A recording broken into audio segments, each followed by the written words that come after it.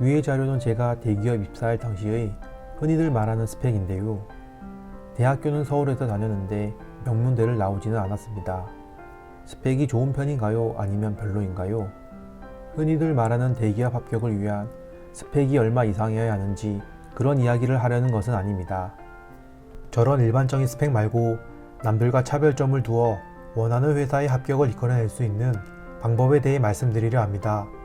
보통 취업에 성공하면 주변 후배들이나 지인들이 많이 물어보죠. 학점은 얼마예요? 영어 점수는 얼마예요? 학교는 어디 이상 나와야 해요? 저런 객관적인 수치가 높고 대학교가 좋다고 무조건 합격을 할까요? 저도 처음에는 그런 것들이 합격의 전부인 줄 알고 열심히 대학생활 때 공부를 했죠. 하지만 회사 입사 후 유명하지 않은 대학을 나오고 객관적인 스펙이 뛰어나지 않은 동기들을 보면서 회사라는 곳이 꼭 그런 객관적인 수치들로만 합격을 시키는 것이 아니구나 라는 걸 알았죠. 그렇지만 이런 동기들은 남들과 다른 차별점인 플러스 알파가 있었습니다. 그것은 바로 본인들만의 스토리가 있었다는 거죠. 여기서 말하는 스토리는 말 그대로 나의 이야기입니다. 자기소개서를 쓸 때 내가 입사하고 싶은 회사의 입장에서 매력적으로 느끼게 나의 스토리를 자기소개서에 녹이는 것이죠. 우리가 마케팅 회사에 지원을 한다고 가정을 해볼게요. 단순하게 자기소개서에 어릴 때부터 마케팅에 관심이 많았고 어디 어학연수를 다녀왔고 등 자기 입장에서 자기소개를 하는 내용은 회사 면접관에게 크게 임팩트가 없다는 거죠. 그것보다는 마케팅 시간에 배운 포피 전략을 이용해 실제로 내가 마케팅을 해본 경험을 스토리로 만들어 보는 거예요. 예를 들어 프로덕트, 각종 SNS 등을 통해 트렌드를 파악해서 현재 어떤 상품의 수요가 많은지 알아보는 거예요. 코로나로 인해 외부 활동이 줄어드니 내부 인테리어에 관심이 많고 최근 오징어 게임이 이슈니 오징어 게임 용품 중 인테리어와 관련된 제품을 선택해 보는 거예요.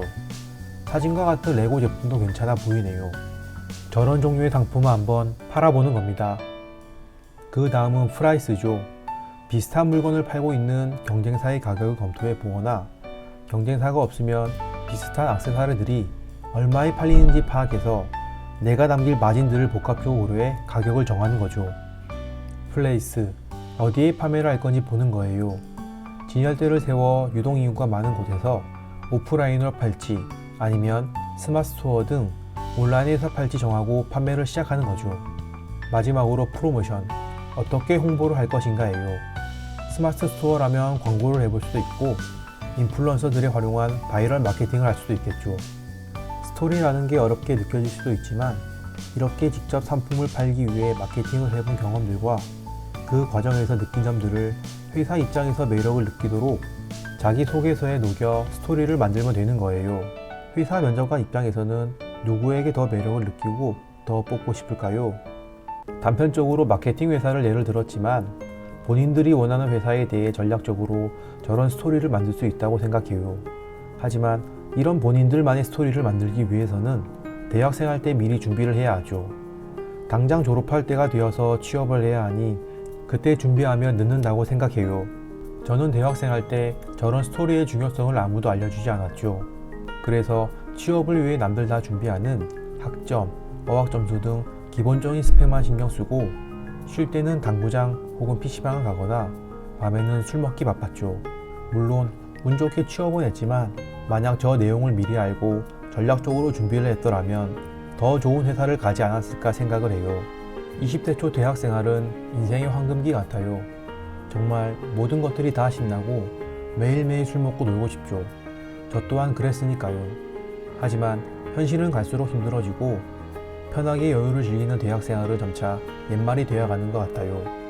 아쉽지만 그래도 우린 살아남아야 하니까 그런 현실을 인정하고 졸업 후 미래를 미리 준비할 필요가 있다고 생각해요. 아예 대학생활을 즐기지 말자는 건 아니에요. 2번 놀 거 1번 놀고 놀더라도 미래에 내가 하고 싶은 일과 연관되게 스토리가 있게 놀았으면 좋겠어요. 힘들고 피곤하지만 대학 4년 동안 준비한 걸로 앞으로의 몇십 년을 책임질 수 있는 잡을 얻을 수 있다는 생각을 하며 모두들 힘내셨으면 좋겠습니다. 지금까지 스토리의 힘을 통해 남들과 다른 무기로 나만의 합격을 이룰 수 있는 방법에 대해 알아보았습니다. 그리고 마지막으로 제 개인적인 생각인데 흔히들 말하는 학점, 어학 점수 등이 수치화할 수 있는 객관적인 스펙은 당연히 높을수록 좋기 때문에 얼마 이상이어야 하는지 묻는 것은 의미가 없다고 생각해요. 따라서 더 이상의 학점, 어학 점수 커트라인을 알아보기 위한 시간 투자를 하지 말고 할 수 있는 선에서 최고의 점수를 받도록 노력하면 될 것 같아요. 회사에서 학점, 어학 점수 등 기본적인 지원 조건을 정해둔 이유가 그 조건들만 만족시키면 크게 보지 않는다는 의미라고 생각해요. 어떻게 보면 대학생 때 기본적인 공부는 하였는지 성실성 체크 정도가 더 크다고 생각합니다. 그리고 나보다 훨씬 좋은 학벌의 사람들의 노력을 인정하되 주눅들지 않았으면 좋겠어요.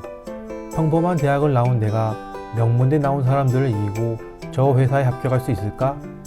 과연 나 같은 사람을 뽑아줄까? 라는 의문을 갖지 말고 스포츠도 객관적으로 강한 팀이 반드시 이기지 않는 것처럼 원하는 회사 합격도 나한테도 반드시 기회가 있다는 생각을 해야 자신감이 생기고 그것이 긍정적인 효과를 불러일으킨다고 생각해요.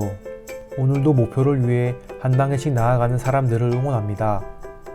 다음에도 공감할 수 있는 이야기로 찾아올게요. 구독과 좋아요 터치 하나로도 다음 영상을 만드는 데 정말 큰 힘이 되니까 마음에 드셨다면 구독과 좋아요 부탁드립니다. 감사합니다.